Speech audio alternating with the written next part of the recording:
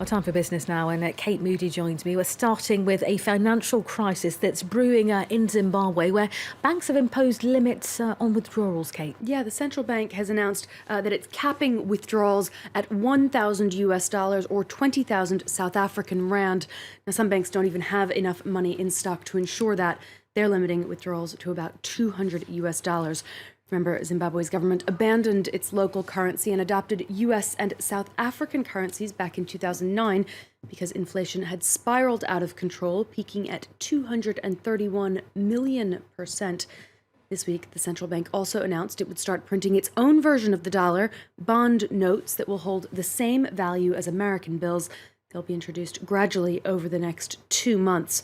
The moves have led to huge queues outside of banks, where people said they were anxious and frustrated. We've been waiting here for almost 5 hours.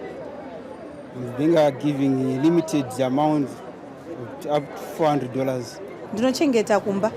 From now on, I will keep my money at home because it's become too difficult at the bank. We've lost all confidence in the banks. We're also expecting to see some travel disruptions in Greece, where unions have called for a 2-day general strike. That's beginning today, is it, Kate? Yeah, these protests coming once again over government efforts to reform the economy and cut down on spending so that Athens can receive the next round of bailout funds. That international aid won't be released until EU and international creditors give the green light to reforms that are already being put in place. That review has been dragging on since October. This weekend, the Greek parliament is set to vote on still more changes to taxes and retirement benefits. Delano de Souza has been taking a look. A showdown is brewing once again between Greece and its creditors. The country is seeking a €5 billion tranche of its bailout, needed to repay loans from the ECB and the International Monetary Fund. But creditors want changes made before the money is handed out. Faced with more unpopular measures, unions have called for a 2-day general strike. Changes debated in Parliament include a national minimum pension of €384 a month. Taxes could also be hiked up for higher income earners. Those earning over €3,300 a month may soon wind up paying 50% in income taxes, up from the current 38%. Value-added tax could also gradually be increased for hotels. Workers in the tourism sector fear layoffs and a drop in wages. The government makes all these budget cuts and these taxes are making us go crazy. Life is becoming more and more expensive. The best thing they can do is leave us alone. Terrible, terrible. Put simply, the situation is terrible. Salaries are down, but they want to raise taxes. The Greek parliament is expected to vote on the new austerity measures before Eurozone finance ministers meet on Monday.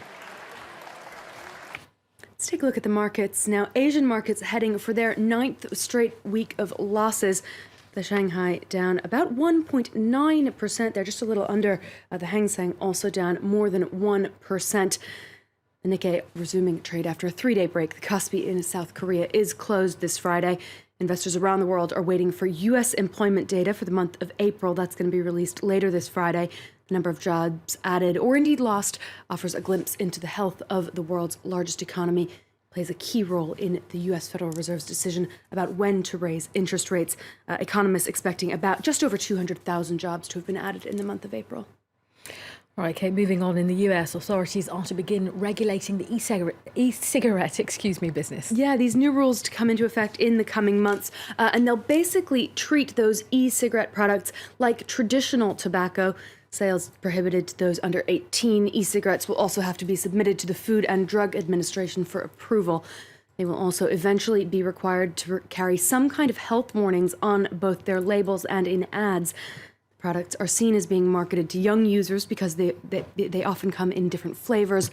Last year, 16% of American high school students said they had used e-cigarettes at least once a month, making them more popular among American teens than traditional cigarettes. The European Union, of course, also taking similar steps. Just this week, the European Court of Justice upheld efforts to require that cigarettes be sold in plain packaging, also allowing regulation of that e-cigarette industry.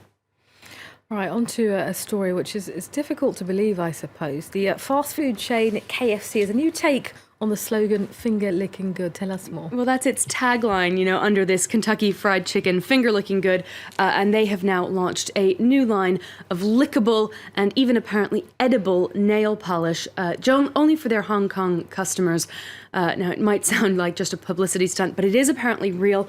The PR firm behind the campaign saying it's designed to be intriguing and fun to increase excitement around the brand in Hong Kong. Now, this new nail polish comes in 2 flavors, 2 colors, original and hot and spicy, and apparently it tastes just like chicken. And do you plan on wearing some, Kate?